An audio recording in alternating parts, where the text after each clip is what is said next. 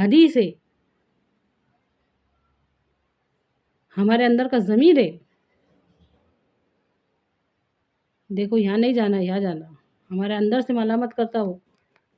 قرآن ہم کو صحیح راستہ بتاتا، حدیث ہم کو صحیح راستہ بتاتا. ہم وہ سب چھوڑ کے غلط راستے پہ جائیں گے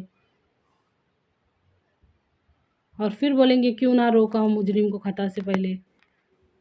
ایسا نہیں چلے گا. انسان نیکی بھی اپنے اختیار سے کرتا اور برائی بھی اپنے اختیار سے کرتا. یہ سمجھنے والی بات ہے. اگر ہم نماز پڑھتے تو وہ ہم اپنے اختیار سے ہمارے عمل سے کرتے، اس پر ہم کو ثواب ملے گا. اگر ہم برائی اختیار کرتے، برے کام کرتے، تو وہ بھی ہم اپنے اختیار سے کرتے، اپنی مرضی سے کرتے، اپنے عمل سے کرتے. یہ باتیں بہت سمجھنے والی ہے.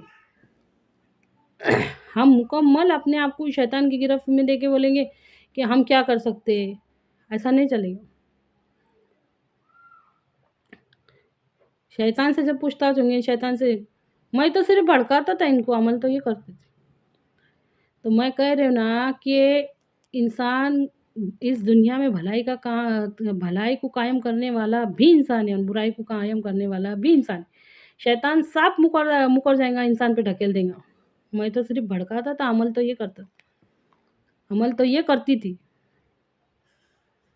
اچھی طرح سے غور کیجئے اس بات میں، جب ہمارے سمجھ میں آئے گا. ہمارے نبی صلی اللہ علیہ وسلم کا ارشاد ہے کہ 3 شخصوں پر سے قلم اٹھا لیا گیا ہے. نمبر 1 سویا ہوا جب تک کہ جاگ نہ جائے. نمبر 2 نابالغ بچہ یا بچی جب تک کہ وہ بلوغت کو نہ پہنچ جائے، بالغ نہ ہو جائے. نمبر 3 پاگل یا مجنون انسان جب تک کہ اس کو عقل نہ آ جائے، اس کو ہوش نہ آ جائے.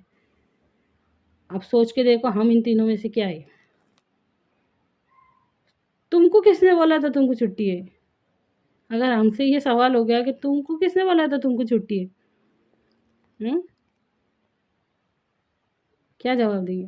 اور جب یہ سوال ہوگا کہ عمر کہاں گزاری، عمر کا خاص حصہ رہتا جوانی کہاں گزاری، تو کیا جواب دیں گے؟ جب یہ سوال ہوگا کہ مال کہاں سے کمایا، کہاں خرچ کیے، تو کیا جواب دیں گے؟ ہم عورتوں سے بھی ہوگا نا، آدمی سے پوچھتے تھے کہ نہیں کہاں سے لائے کر کے. اور ہمارے سے یہ سوال ہوگا کہ علم کتنا حاصل کیا اور اس پہ کیا عمل کیا، تو کیا جواب دیں گے کہ ہم کو تو یہ بھی نہیں سمجھتا تھا کہ علم کیوں ہے. ہم تو اتنے غفلت میں پڑے ہوئے تھے یا اللہ کہ ہم کو علم کیوں ہے یہ بھی سمجھانے کے واسطے ٹیچر کی ضرورت لگتی تھی.